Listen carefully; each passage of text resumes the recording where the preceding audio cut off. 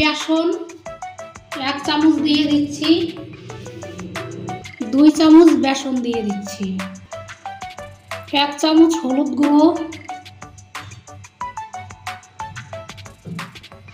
স্বাদ অনুসারে লবণ 1 চামচ। এখানে আছে বেটে রাখা মশলা। প্রথমে রসুন বাটা দিয়ে দিচ্ছি, আদা বাটা দিয়ে দিচ্ছি, জিরে ধনে বাটা দিয়ে দিচ্ছি, আর এখানে আছে গরম মশলা বাটা দিয়ে দিচ্ছি,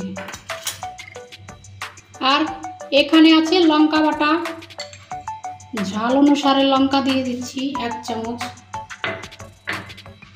আর এখানে আছে পেঁয়াজ বাটা, পেঁয়াজ বাটাটা দিয়ে দিচ্ছি পুরোটাই। বাটা সুন্দরভাবে মাখিয়ে নিব। এই দেখুন মশলাটা আমি মাখিয়ে নিয়েছি।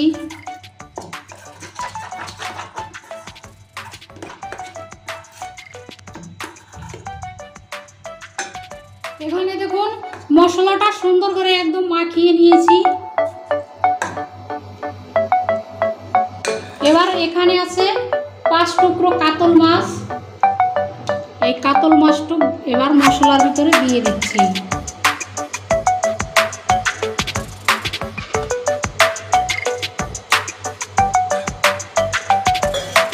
এবার আমি হাত দিয়ে মাখিয়ে নিব।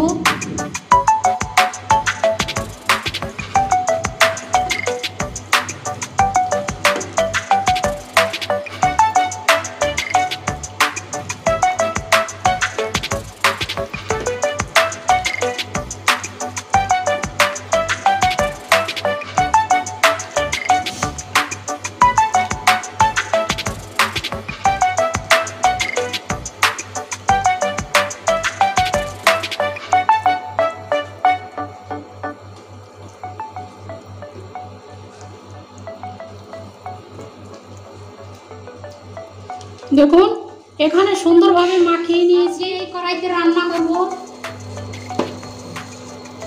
আর এখানে আছে সরষের তেল। এই সরষের তেলটা এখন আমি দিয়ে দিচ্ছি। এখানে দেখুন তেলটা গরম হয়ে গিয়েছে। আর এখানে আমি এই মশলা মাখানো কাতল মাছটা দিয়ে দিচ্ছি তেলে। আমি মশলা মাখানোর সময় একটু তেল দিইনি, নাহলে মশলাটা মাছের গায়ে ভালো লাগবে না, ছেড়ে যাবে। তার জন্য এখন আমি তেলে ভেজে নিচ্ছি।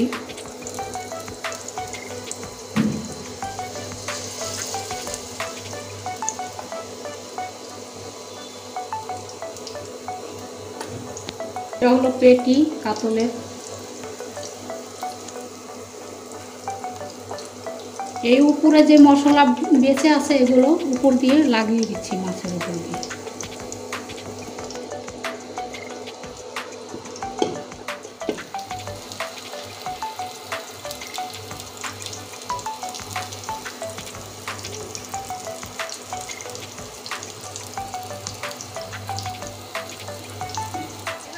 মাছটা উল্টিয়ে দিচ্ছি, উল্টিয়ে নিচ্ছি। দেখুন পিছনের সাইডটা দেখুন কত সুন্দরভাবে লাল হয়েছে।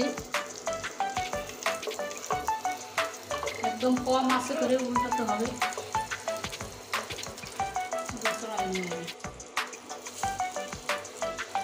দেখুন ফিশ ফ্রাই হচ্ছে, মশলা ফিশ ফ্রাই।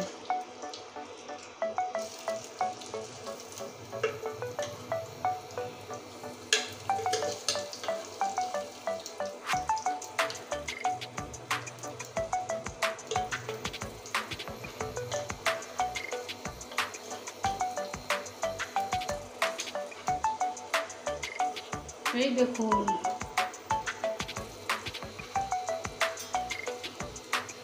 বেসন দিয়েছি জন্য মশলাটা এদিক ওদিক হয়নি।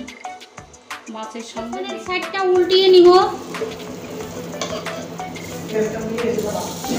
তাহলে শুধু দেখুন একদম কম আঁচে করে ভাজতেছি।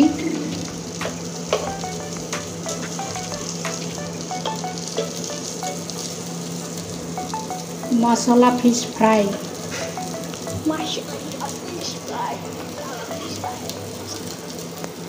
দেখুন শুধু কত সুন্দরভাবে ভাজা হয়েছে,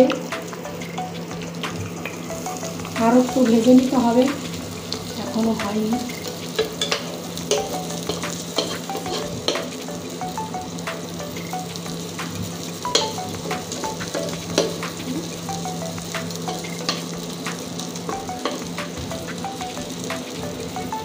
খালি শুধু দেখুন মশলা ফিশ ফ্রাইটা হয়ে গেছে, দেখুন কতটা মচমচে করে ভেজে নিয়েছি। খালি পেটিটা দেখুন অনেকটা মচমচে করে ভেজেছি, দেখুন শুধু।